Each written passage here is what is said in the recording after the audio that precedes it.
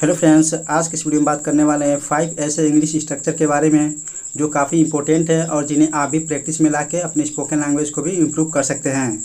तो चलिए स्टार्ट करते हैं। आज का पहला स्ट्रक्चर है in the company of. In the company of. In the company of का मतलब होता है के संगत में या फिर कह सकते हैं साथ में। तो जब भी हिंदी वाक्यों में के संगत में या फिर साथ में का सेंस आता है तो वहाँ पे आप इन द कंपनी ऑफ का यूज़ करके सेंटेंसेस को इंग्लिश में इजीली बना सकते हैं। तो इन द कंपनी ऑफ का मतलब होता है के संगत में या फिर कह सकते हैं साथ में। तो चलिए इस एग्जांपल समझते हैं। इतने महत्वपूर्ण लोगों की संगति में मुझे घबराहट महसूस हुई। इतने महत्वपूर्ण लोगों की संगति में या फिर कह सकते हैं साथ में मुझे घबराहट महसूस हुई।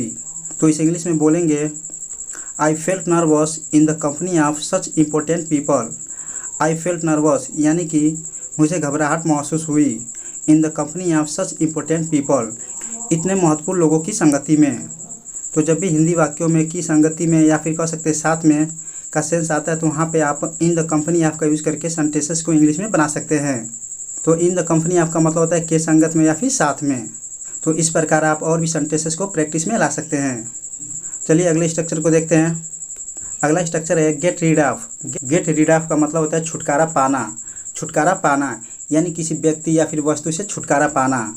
तो जब भी हिंदी वाक्यों में किसी वस्तु से या फिर किसी व्यक्ति से छुटकारा पाने का सेंस आता है तो वहाँ पे आप गेट रीड ऑफ का यूज़ करके सेंटेंसेस को इंग्लिश में बना सकते हैं। तो चलिए इस एग्जांपल समझते हैं।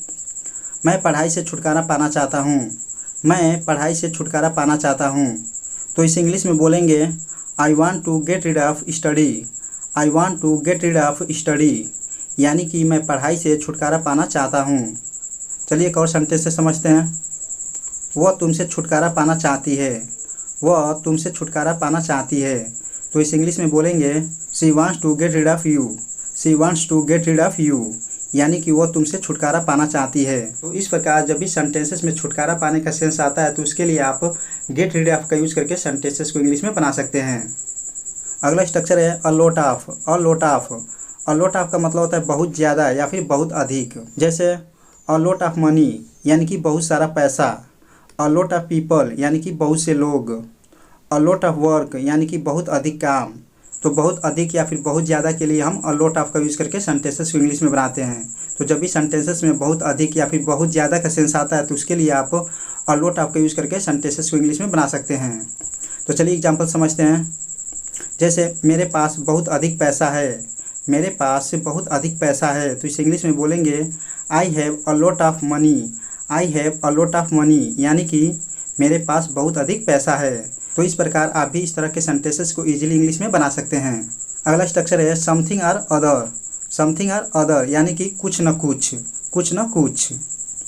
तो जब भी सेंटेंसेस में कुछ न कुछ का सेंस आता है तो उसके लिए आप समथिंग और द अदर का यूज़ करके सेंटेंसेस को इंग्लिश में बना सकते हैं। जैसे मैं कुछ न कुछ करना चाहता हूँ। मैं कुछ न कुछ करना चाहता हूँ। तो इस इंग्लिश में बोलेंगे I want to do something or other. I want to do something or other यानी कि मैं कुछ न कुछ करना चाहता हूँ। तो जब भी सेंटेंसेस में कुछ न कुछ का सेंस आता है तो उसके लिए आप समथिंग और अदर का यूज़ करके सेंटेंसेस को इजीली इंग्लिश में बना सकते हैं।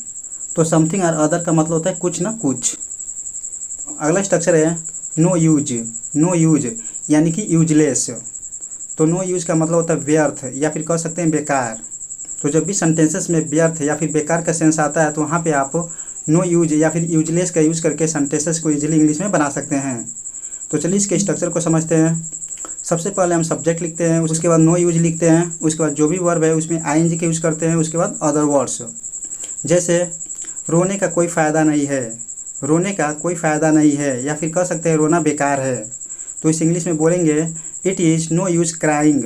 It is no use crying यानी कि रोने का कोई फ़ायदा नहीं है यानी कह सकते हैं रोना बेकार है या फिर रोना व्यर्थ है। तो इस प्रकार जब भी हिंदी वाक्यों में व्यर्थ या फिर बेकार का सेंस आता है तो वहाँ पे आप नो यूज का यूज़ करके सेंटेंसेस को इंग्लिश में बना सकते हैं। तो यदि आप भी बेसिक से एडवांस इंग्लिश सीखना चाहते हैं तो आप हमारे चैनल को सब्सक्राइब कर सकते हैं ताकि न्यू अपडेट पाते रहें। तो आज की वीडियो में बस इतना ही। मिलते हैं नेक्स्ट वीडियो में, तब तक के लिए नमस्कार। Thanks for watching this video.